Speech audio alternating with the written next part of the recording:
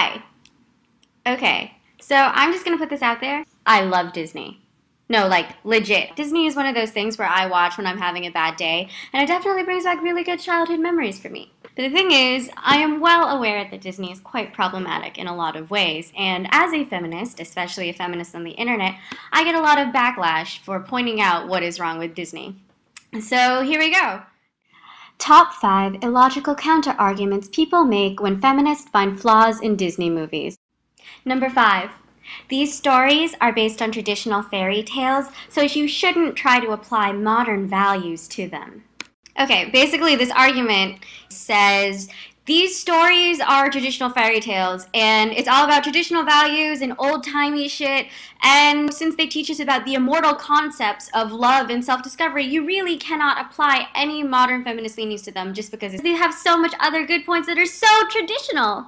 You want to talk about traditional values, and you want to talk about the things that feminists want in Disney movies, things like body image and beauty that is not just a slightly anorexic girl walking around on really thin legs and big boobies that would like basically make her unable to walk except on all fours. I'm talking about you, Jasmine. If we're gonna talk about like having an overweight princess, let's talk about the fact that like the medieval ideal of beauty is like a fat girl. And like I don't mean that in a bad way. I mean that it was dictated by the socioeconomic norms of the time. The idea that an overweight girl showed that she was upper class and showed that she was able to get enough food so she wasn't skinny. So like this made her beautiful. This was not just a Western culture thing. This was an Asian thing as well. So if you're gonna say that these reflect traditional values, then by all means having like curvy princess or one that has not got like waist like this and boobies like this and height like this. All of Disney princesses follow modern ideal standards of beauty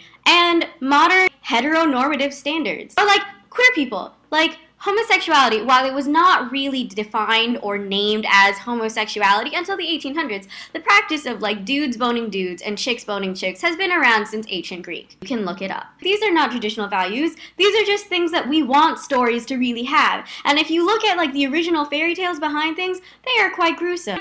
The Little Mermaid is basically Cupid in sight. Like, he goes off with another woman and she refuses to do anything because she's so in love with him and instead chooses to kill herself and become sea foam. And also, walking around everywhere is like walking on knives. The thing that makes this story like what it is in the Hans Christian Andersen version is the fact that she walks everywhere, she looks really graceful, but it hurts like a bitch. I'm not saying that these are traditional values that are particularly good. Obviously, there is something inherently wrong about throwing away your entire life and value for a man. You cannot just say that these stories are traditional because, quite frankly, they're not. They're altered. In order to say that these are traditional values that you are advocating here, you first need to do your research. And I think that's inherently the problem. People who make a lot of these arguments don't fucking do their research. Number 4. You're just pissed off because your life isn't the same and didn't meet your own unrealistic expectations. AKA, you're just bitter. I think the problem with this argument is a lot of women have unrealistic expectations when it comes to sex because Disney gave them unrealistic expectations when it came to sex. All these women go through life, right? And they're like, oh, I want my Prince Charming. I want someone who will sweep me off my feet, take me away from all my pain and suffering. It'll be love at first sight, and we will totally like kiss, and this one kiss will be all he requires as a sign of my true love, and also he will like know enough about footwear and shoes for him to be able to recognize me solely by my fashion, and he will see me sleeping and this will be enough for him to kiss me, which is a sign of immortal love. Where do all of these expectations come from? They come from Disney. They come from the fact that Disney gives these little girls this idea of like a Prince Charming not only coming to rescue them, but coming to rescue them without absolutely knowing who they are, and also being magically able to fall in love with someone that you've never met. Yes, this is unrealistic. You need to look at what you're advocating for. You're saying these are traditional values. You're saying that these are things that little girls should watch because they're awesome and they're like made up of really cool things. But then you're also saying, well, you're just bitter because you have unrealistic expectations, and you're hinging all of this bitterness on the fact that Disney portrays these unrealistic expectations. It just seems illogical to me. It's like taking me to a candy shop, right? And you're saying this candy is like the most delicious piece of candy in the world. This candy will make all of your dreams come true. Then I'm like, oh, hey, let me experience this candy. I do, and it turns out not to be at all like you described. It turns out to be kind of mediocre. And then you're like, oh, well, that's just because you have unrealistic standards in terms of what candy should taste like. Does that seem logical to you? Number 3. Just having a racial minority as a princess is a huge leap. Stop complaining. Okay, I heard this one a lot because I actually published a paper I wrote on anti-feminism through exoticism, the Ballad of Mulan versus Disney's Mulan. There's a link below. I will put it there. And the thing that people said to me a lot was, well, Mulan's Asian. You know, you should just be grateful that there's like an Asian princess and that she's considered a positive stereotype. Are you fucking kidding me? Okay, because the point I made is that basically Mulan is a conglomeration of every single Asian woman stereotype there is out there. Mainly the big one, which is Lotus versus the Dragon Lady, this exotic, trembling, feminine body of a woman combined with like the Kung Fu princess who can kick your ass. It's pretty common in like almost every single Asian woman you see in the media, and I had a problem with it because this is the exposure that children are getting to Chinese culture. A lot of the clothing was very Japanese, and the story was taken way out of context. Like, the original story is all about how she fought with them for 10 years, not like 3 days or however long that was supposed to be, because she didn't actually go into battle except once and then got kicked out. No, but like in the original ballad, 10 years, and then she gets the Medal of Honor with all of her comrades, and then she's like, I'm just gonna go home. I'm sorry, you know, you're honoring me, but really, like, I did it to protect my family, and, you know, I think I did what I wanted to do, so I'm gonna go home now and return to the family that I did everything for, because I really missed them. Obviously, that's a little problematic, because it's like she's turning down her career for her family, but also there's, like, nothing about a man in the ballad, and in the original ballad, like, her comrades in arms don't find out until after all of this goes down, and the ballad ends with this metaphor about how you can't tell rabbits apart, so how should you be able to tell soldiers? I don't know. It's ancient Chinese metaphor. This was actually like a way of saying you can have filial piety while also being a strong woman, and I think that's a great message. But it's nowhere near present in Mulan. And if you look at like all of the other minority princesses, like Pocahontas, let's talk about how historically inaccurate that was. Number 1, she was 13. Number 2, she didn't want to fuck John Smith. And number 3, I am from this area and I have never seen a fucking cliff or a talking willow. Anyways, the point is, like, these are stereotypes that you are perpetuating to children, and this is their first exposure generally to a minority culture. And it's not enough for you to just say, oh, there are Asian people out there and some of them are princesses. Like, I'm sorry, I think you're like underestimating the intelligence of children if you think that this is going to be a new lesson for them. The lesson they take out of this is like, oh my goodness, Asian women, all of them, like, want to be lotuses and are so oppressed by their society, and like, you really have to find yourself in Asian culture. And I mean, granted, these are problems nowhere near present in the original ballad. And I think that's what bothers me the most, is that like, you are assuming all of these negative stereotypes and perpetuating them. There's even this scene in Mulan where there is actually like a Japanese flag on one of the tents,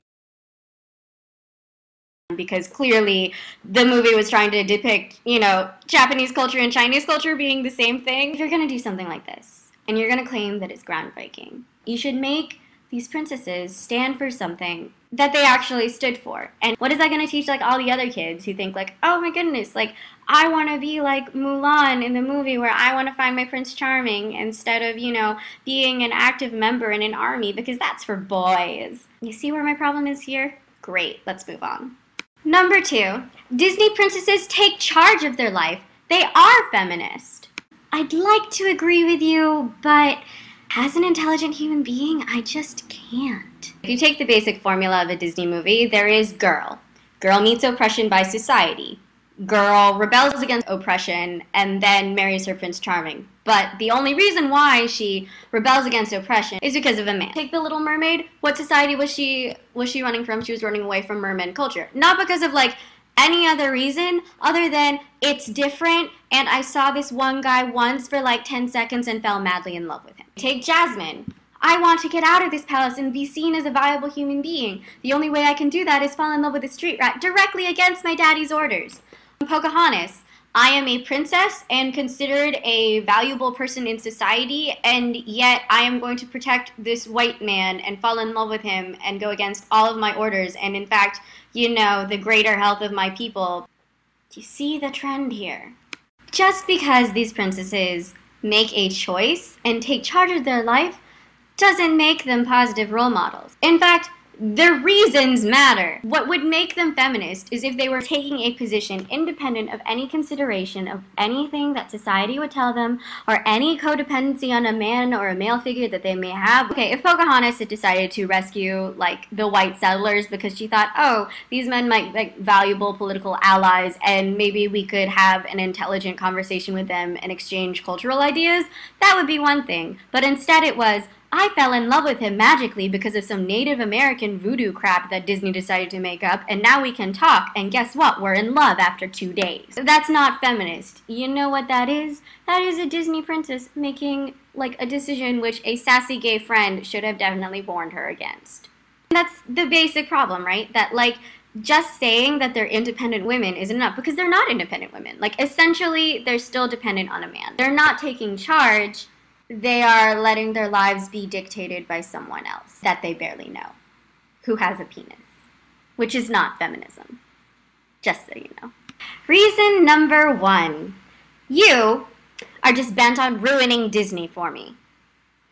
Okay, the problem I see with this is that people who love Disney are kind of like people who love hot dogs.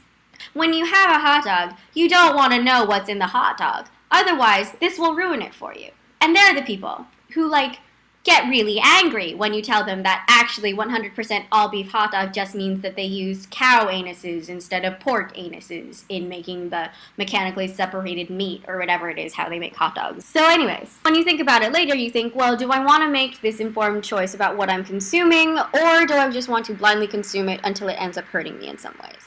And I feel like Disney movies hurt girls in ways that they don't realize. Like, with all of the ways that I've mentioned in this blog, with the unrealistic expectations, with the anti-feminism in a modern-day world, with the codependency on men, like, all of these things are very bad things for girls to be consuming, especially young girls, because that indoctrinates them early. The people who are complaining are the people who've grown up with these movies, who are now, like, you know, 20 years old, hoping, like, after all of these douchebags they've dated, their Prince Charming will come because of Disney, and they're consuming these movies still without realizing what's bad in them. And then, like, someone comes around and they're like, you know, do you actually know what's in your hot dog? Do you know what is going into this Disney movie?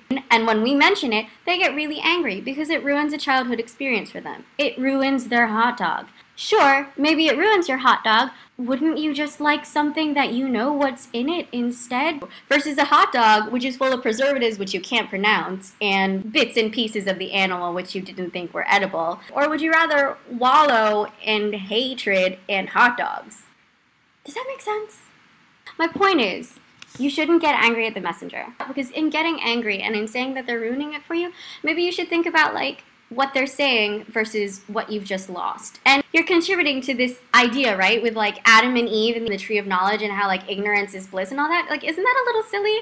Like, wouldn't you rather know what's going on than, like, just sort of quietly eating your cow anus?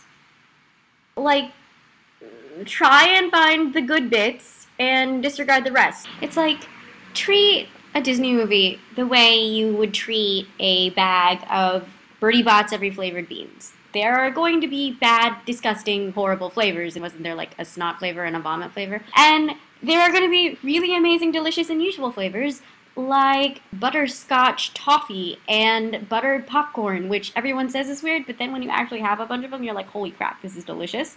It's a bag of beans. You can just freaking pick out the ones you don't want and get the ones you do like and end up with a delicious dessert candy thing. Don't get angry first. And we didn't get angry first either, because I can assure you almost every single feminist Disney person out there probably is like me, wherein we initially had a great love of Disney. I wanted to be the Little Mermaid when I was little, which makes me slightly ashamed because she is the one that blatantly loses her voice as a woman. See if you can pick out the good things. And if you can't, you didn't lose anything. You gained knowledge. Like, isn't that a good thing? Thanks for watching, and I hope you guys have a great day.